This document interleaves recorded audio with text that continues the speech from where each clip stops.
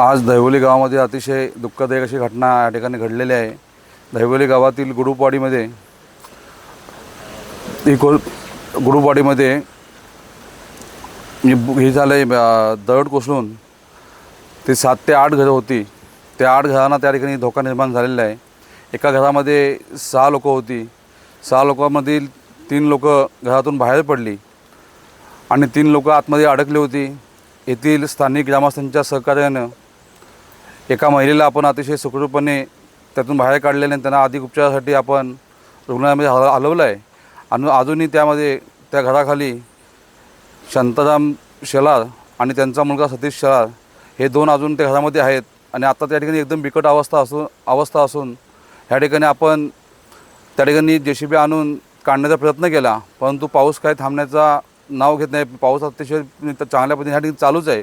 कारण ह्या पावसामुळे त्याचं शोधकार्य करण्यामध्ये भरपूर अडथळे निर्माण होत आहेत आणि सकाळी उजळल्याशिवाय पर्याय नाही अशी परिस्थिती या ठिकाणी निर्माण झालेली आहे। आणि अतिशय दुःखदायक घटना ही आज आमच्या या तहसीलदार होते, प्रांत मॅडम होत्या, पोलीस अधिकारी होते, सर्व अधिकाऱ्यांनी या ठिकाणी भेट दिलेली आहे। त्यांनीसुद्धा ती परिस्थितीची पाहणी केली आणि तिथली परिस्थिती समजूनच या ठिकाणी आज आपण निर्णय घेऊन उद्या सकाळी 6 वाजल्यापासून आपण या ठिकाणी शोध करायला सुरुवात करणार आहोत। अरे बाबा 7 वाजता जेवलो आम्ही आणि झोपलो। म्हातारा लगवीला जाय उठलं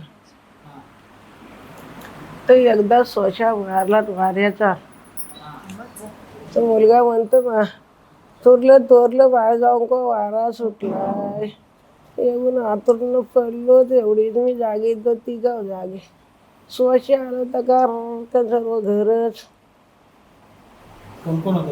तिघाच आम्ही माझ्या लेकरात तिघा बाई व मास्की कसं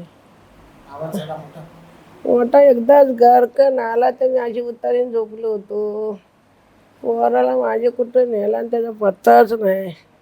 टाइम्स डिजिटलला लाईक करा, शेअर करा, सबस्क्राईब करा आणि बेल आयकॉन दाबायला विसरू नका। Times digital.